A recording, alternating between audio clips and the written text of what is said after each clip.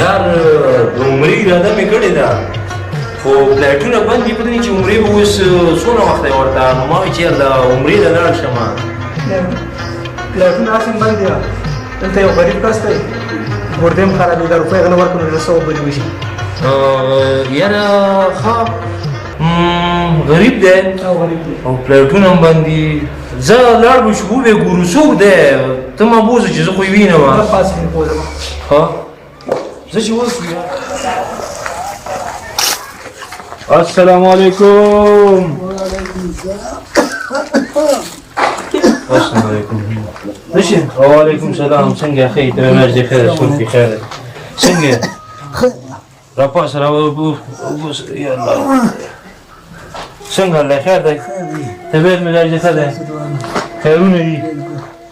ښه څنګه څه مسله ده ستا؟ زما خو دواړه ګردې خرابې دي. ډاکټر راته اپریشن ویلې په 500,000 روپۍ راته ویلې او زما څه پیسې نشته.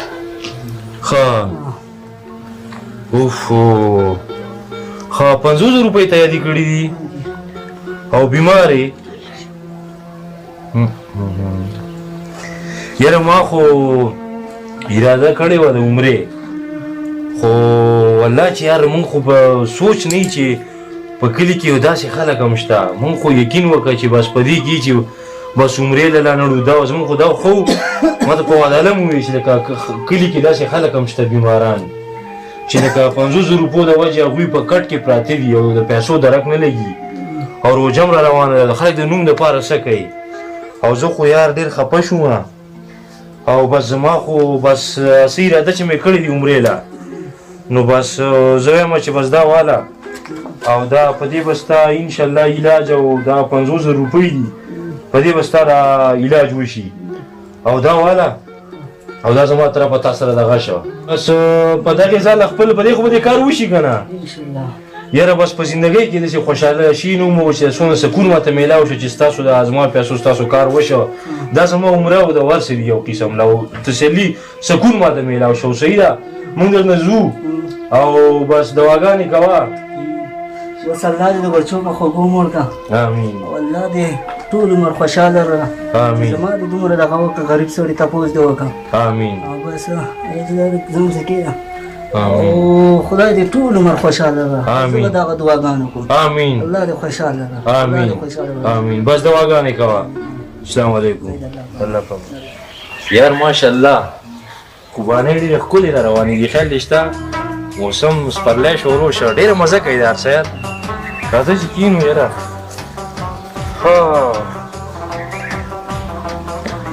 چکر نه ده او ملنګ جبې ته سپرلی دی. یاره خبره دې صحیح وکړه واقعي چې ټیم هم صحیح دی.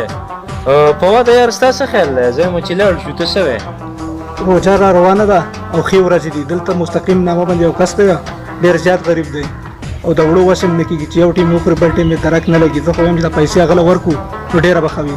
یاره خبره خو دې داسې غریبانان هم شته. او که نه ډېر زیات. یاره موږ ته پته نه لګي څوک وایي نه. زه چې ورشو د هغه هم وګورو چې دا واقعي سهیل پې وګورو. راځه یاره مستقیم کور دی او دا یې کور دی. د دروازه ورته ووایه یار. مستقیم روان.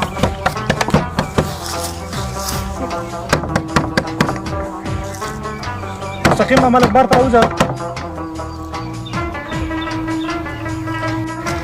السلام علیکم. څنګه دی کاکا خیر دی؟ خبر مې درځه هر تکي چای ما اوبه.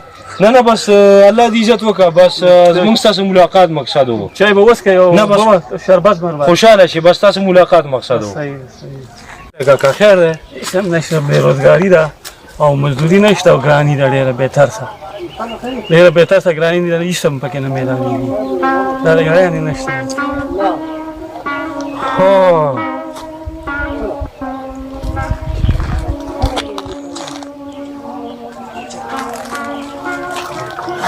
روژه را روانه ده په دې کې څه نشته دی نو څه به ووایه.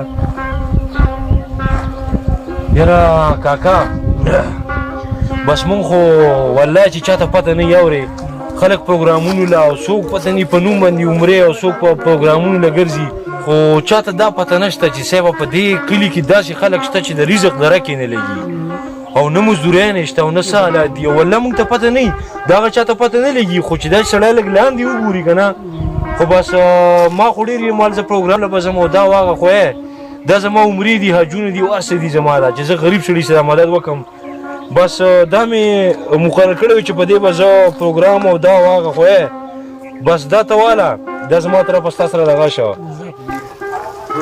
الله دې ستا عزت وکړي الله دې ستا قدر وکړي چې تا زما سره امداد وکړه الله دې دې ووځي. ګرانو کتونکو السلام علیکم. زمونږه اصلاحي ویډیو تاسو وکړه نو په دې کې زمونږه مقصد دا و چې موږ د کله پروګرامونو لزو کله داسې څه کوو د نوم دپاره هم ډېر څه کوو او ډېرې خرچې کوو نو د دې په ځای روجې را روانې دي نو چې زمونږه په علاقه کې یا په رشته دارانو کې کور کلي کې داسې غریبانانی چې ځنې داسې غریبانانی ځنې داسې بیمارانی چې د ګولو درک نه لګي د چا د رزق درک نه لګي او د روټۍ سوال کوي او موږ څه نه کوو نو چې د هغې دپاره موږ روجې را روانې دي د هغوی دپاره خیرات صدقه وکړو د هغوی دپاره تعاون وکړو او د هغې دپاره سوچ وکړو نو زموږ د ویډیو مقصد دا و چې لږه مهرباني وکړئ د ځان نه لاندې خلکو ته لږ وګورئ او د هغوی لپاره لږ سوچ وکړئ او د هغوی سره مدد وکړئ هیلپ وکړئ. شکریه ستاسو.